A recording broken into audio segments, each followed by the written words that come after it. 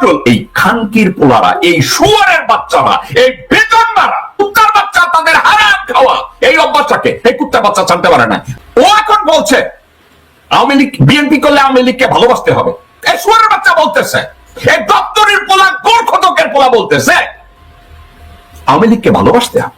91 সাল থেকে আজ অবধি যত অপশাসন, দুর্নীতি, চুরি, গুম, খুন, চাঁদাবাজি যা কিছু হয়েছে তার বেনিফিশিয়ারি এই কুত্তার বাচ্চা, দপ্তরের ছেলে। যে দপ্তরের ছেলে, খানকির ছেলে বলে পুরা শাহজাহানপুর নাকি ওর বাপের। দপ্তরের চাকরি কইরা আর কবর খুইদা আর পুরি বেচা কেউ যদি পুরা শাহজাহানপুরের মালিক হয়, শুয়ারের বাচ্চা তোরে কি কেউ 2 আর 2 4 যোগ শিখাইছে? হ্যাঁ, শুয়ারের বাচ্চা তোরে কি কেউ 2 আর 2 4 হয় তোরে কি এটা কেউ শিখাইছে? স্কুলের দপ্তরে হইয়া আর পুরি বেচা আর কবর খুইদা যদি অর্ধেক শাহজাহানপুরের মালিক হয়, তাহলে লোকজন ইন্ডাস্ট্রি খুলে কেন? তাহলে লোকজন স্কুলে গিয়ে লেখাপড়া করে এত বড় ডেভেলপার কেন হয়? তাহলে তো সবাই স্কুলের দপ্তরই হইতো। কেউ যদি জিজ্ঞাসা করতো বাবাজি তুমি কি হবা, কয় আমি তো দপ্তরই হইতে চাই। কেন দপ্তরই হবা? দপ্তরই হইলে অর্ধেক শাহজাহানপুরের মালিক হওয়া যায়। কিরে বাবা তুমি কি চাকরি করবা? আমি তো কবর গোরখতক হব, কবর খুলবো। কেন? কবর খুললে আমি তো অর্ধেক শাহজাহানপুরের মালিক হব। কেউ যদি বলে বাবা তুমি কি হবা? আমি পুরি বিক্রি করব। কেন পুরি বিক্রি করবা? আমি অর্ধেক শাহজাহানপুরের মালিক হব। বিএনপি নাকি চাঁদাবাজি করে না, বিএনপি নাকি পিস্তলবাজি করে না, বিএনপি নাকি এখন সাধু হয়ে গেছে গা। এখন দেখেন বিএনপির এক নেতা আছে মাহবুবউদ্দিন খোকন, খোকনের আনকাটা পিস্তল লইয়া পকেটে ঢুকায় আর হিন্দিতে গান গায় মুঝে মারো।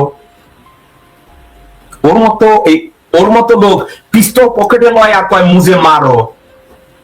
আমার তো মনে হয় ওকে ওর ইনভাইট করতেছে মোর গোয়া মারো। এই শুয়ারের বাচ্চারে খুঁজে বের করা পুলিশ কেন এখনো গ্রেফতার করে নাই? মাহবুবউদ্দিন খোকনরে কেন গ্রেফতার করা হয় নাই? এ ধরনের লোকজনকে তারা পালে। কে পালে? বিএনপি। এবং টকশোতে যারা যায়, টকশোতে গিয়া তারা রাজনৈতিক কথা বলে, রাইট? এই মুহূর্তে বিএনপি 8 থেকে 10 জন বিএনপির সর্বোচ্চ নেতা আছে যারা পুরো দলটাকে জিম্মি করে রেখেছে। এই 8 থেকে 10 জন নেতা বিএনপিকে খোকলা করে দিচ্ছে। এই 8 থেকে 10 জন নেতা বেগম জিয়াকে হাজতে ঢুকিয়েছে। এই 8 থেকে 10 জন নেতা বিএনপির মূল নীতিগুলোকে একের পর এক ধ্বংস করে বিএনপিকে দল হিসাবে একটা বিধবা মহিলায় রূপান্তরিত করেছে। এখানে অগ্রণী ভূমিকা কে পালন করেছে? মির্জা ফখরুল ইসলাম আলমগীর, মির্জা আব্বাস, আব্দুল আওয়াল মিন্টু, আমির খুসরু মাহমুদ চৌধুরী, ইকবাল হোসেন টুকু, সালাউদ্দিন।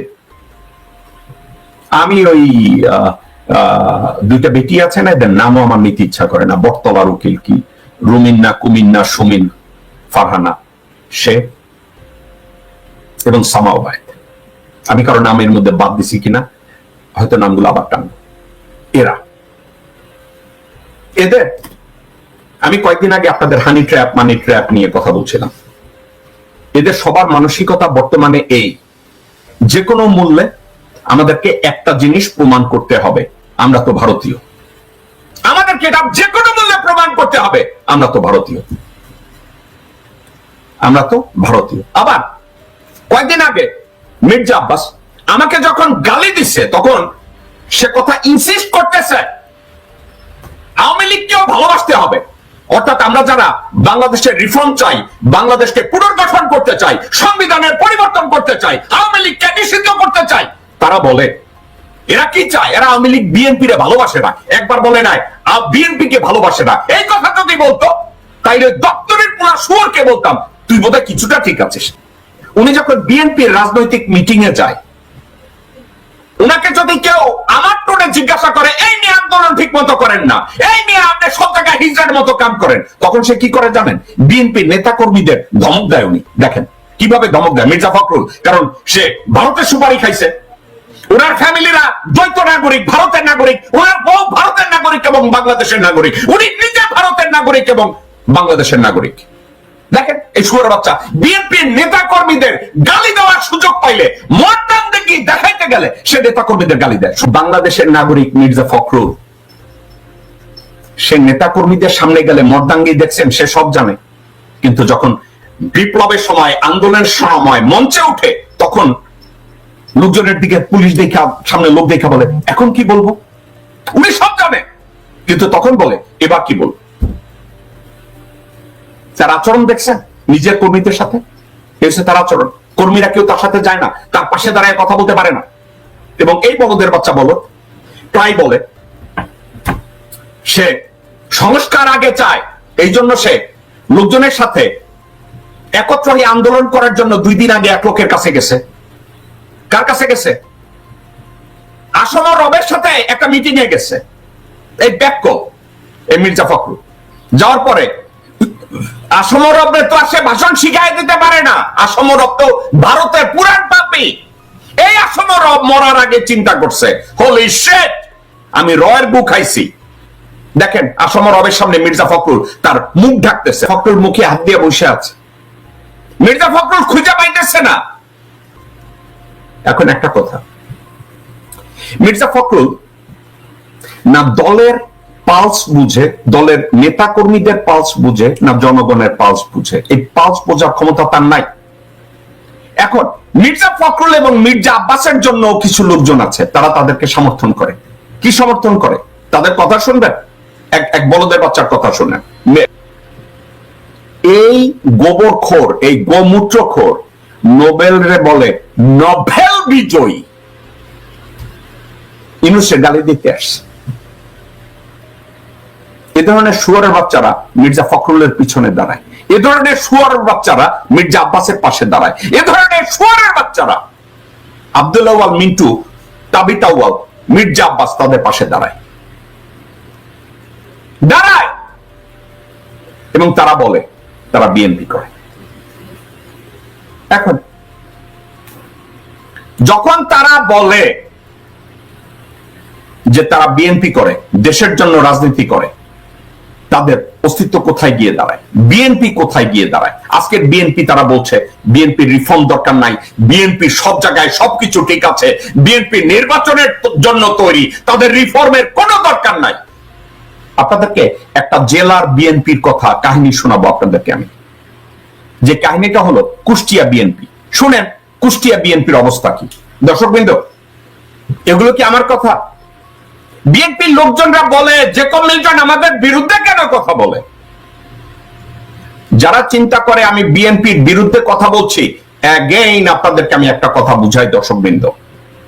আমি যখন মির্জা আব্বাসের 14 গোষ্ঠী উদ্ধার করি, আমি যখন মির্জা ফখরুলের 14 গোষ্ঠী উদ্ধার করি, আমি যখন সামাও বায়েদের 14 গোষ্ঠী উদ্ধার করি, আমি যখন আব্দুল আউয়াল মিন্টু, তাবিত আউয়াল, সাদেক হোসেন খোকা, ইশাক তাদের 14 গোষ্ঠী উদ্ধার করি, সালাউদ্দিনের 14 গোষ্ঠী উদ্ধার করি, আমি বিএনপির 14 গোষ্ঠী উদ্ধার করি না। আমি বিএনপিকে জঞ্জাল মুক্ত করার জন্য যাদেরকে গালি দেই, এসব জঞ্জালরা যতক্ষণ পর্যন্ত বিএনপিতে বসে লোকজনদেরকে বলবে এই কথা, তখন পর্যন্ত বলবে আমরা তো ভারতীয়, এই খানকির ছেলেদের জুতা পেটা করে বিএনপি থেকে বের করতে হবে, জুতা পেটা করে বিএনপি থেকে বের করতে হবে। আপনারা আরো একটা কথা আপনাদেরকে মনে করাইয়া দিতে চাই। বেগম জিয়াকে যেদিন নাজিমুদ্দিন রোডের হাজতে নেওয়া হলো, তুমুল বেগে বিএনপির নেতা কর্মীরা ঢাকায় আসলো যে তারা এটা নিয়ে খালেদা মুক্তির জন্য হরতাল করবে, আন্দোলন করবে। নেতারা একত্র হয়ে গেল, আন্দোলন করবে। এই আন্দোলনের বিপক্ষে গেল মির্জা আব্বাস। বেগম জিয়াকে মুক্তির দরকার নাই, তাকে হাজতে পাঠাইতে হইল। মির্জা আব্বাস, মির্জা ফখরুল, আব্দুল আউয়াল মিন্টু, আমির খসরু মাহমুদ চৌধুরী, সামাও বায়েত একত্র হয়ে সাদেক হোসেন খোকা, তার ছেলে ইশাক, না সাদেক হোসেন খোকা তখন জীবিত ছিল কিনা জানি না, বা তার ছেলে ইশাক এবং অন্যান্য লোকজনরা তারা বলল কোনো আন্দোলন নাই, আন্দোলন করতে দেয়া হবে না। দর্শকবৃন্দ, আমি আপনাদেরকে ঠান্ডা মাথায় বলি, বেগম জিয়াকে যখন হাজতে নেয়, আমি এর আগে একদিন কথায় বলেছিলাম, ঢাকায় হরতাল করতে গেলে মির্জা আব্বাসের উপরে বিএনপি নির্ভর করত, সাদেক হোসেন খোকার উপরে নির্ভর করত, আব্দুল্লাহ আল মিন্টুর উপরে নির্ভর করত, এবং মির্জা ফখরুলকে কোঅর্ডিনেশনের জন্য দায়িত্ব দেওয়া হতো। মোহাম্মদ সালাম নামের বিএনপির আর এক নেতাকেও দায়িত্ব দেওয়া হতো। আপনাদেরকে ঠান্ডা মাথায় বলি, এরা সবাই বেগম জিয়াকে বিট্রে করলেন, বললেন কোন আন্দোলন হবে না। নেতা কর্মীরা ফুঁসে উঠল, যখন ফুঁসে উঠল মির্জা ফখরুলের কথা শুনেন, মোয়াজ্জেম হোসেনের, আমির খসরু মাহমুদ চৌধুরী, আব্দুল্লাহ আল মিন্টু, সাদেক হোসেন খোকা, ইশরাক, এরা বেগম জিয়ার মুক্তির জন্য কোন আন্দোলন করতে দেয় না। বলছে আমরা হরতালের জন্য লোকজন দেব না, বলছে আমরা ঢাকায় এই হরতালের জন্য যত খরচাপাতি হয় সেটা দেব না, তারা দেয় না। এই আন্দোলনগুলো তাদেরকে দিয়ে করতে দেয় না। এখন এই আন্দোলনগুলো যখন করতে দেয় না, তখন বিএনপির লোকজনরা যখন কান্নাকাটি করে এখন বলে যে আমরা তো চেষ্টা করেছি আন্দোলন করতে, আমরা তো চেষ্টা করেছি, আমরা খুব আন্দোলন করে এই করেছি সেই করেছি, এবং তারা টকশোতে গিয়ে বলে বিএনপি আন্দোলন করেছে, বিএনপি এই করেছে, বিএনপি সেই করেছে, বলছে না তাদের এই কথা? ঠিক আছে, তারা বলছে, একদিকে বলছে তারা সবকিছু করছে এবং পরবর্তীতে বলে যে আমরা এটা করছি ওইটা করছি। কিন্তু মির্জা ফখরুল নিজে আবার অ্যাডমিট করেছে যে আমরা আন্দোলন করি নাই, আন্দোলনের মধ্যে যাই নাই, সাবজেক্টেই। এখন এটা নিয়ে যখন টকশো করতে গেছে বিএনপির এমপি হারুন, তখন টকশো বেগম জিয়া নিজে চেয়েছেন ৭২-এর সংবিধানকে ছুঁড়ে ফেলে দিতে। মির্জা ফখরুল তা চায় না, মির্জা আব্বাস তা চায় না, জেনারেল ওয়াকারুজ্জামান এটা চায় না, চায় না, আব্দুল্লাহ আল মিন্টু এটা চায় না। এখন বেগম জিয়া চায় ৭২-এর সংবিধান ফলায় দিতে, তাহলে বেগম জিয়া তাইলে জিম্মি, তার সে একটা জিনিস চায়, তার দলের লোকজন চায় না। বেগম জিয়া চান না চুপ্পু রাষ্ট্রপতির বঙ্গভবনে বসে থাকুক, কিন্তু মির্জা ফখরুল চায়। মির্জা ফখরুল, মির্জা আব্বাস, আব্দুল্লাহ আল মিন্টু, ইশরাক, এরা একত্র হয়ে বেগম জিয়ার উইশের বিরোধিতা করে। বেগম জিয়া যেটা চায় সেটা তারা চায় না। তাহলে কি বিএনপির মধ্যে ঐক্য নাই? বিএনপির নেতৃত্ব এফেক্টিভ নাই? বিএনপির নেতৃত্ব এককভাবে সিদ্ধান্ত নিতে ব্যর্থ হচ্ছে? তাহলে বিএনপিকে নিয়ন্ত্রণ করছে কারা? কারা বিএনপিকে নিয়ন্ত্রণ করছে? শুনুন, কারা বিএনপিকে নিয়ন্ত্রণ করছে শুনুন। বিএনপির এককালীন স্বরাষ্ট্রমন্ত্রী air vice marshal Altaf Chowdhury কিপির, বিমান বাহিনীর প্রধান air vice marshal Altaf Chowdhury,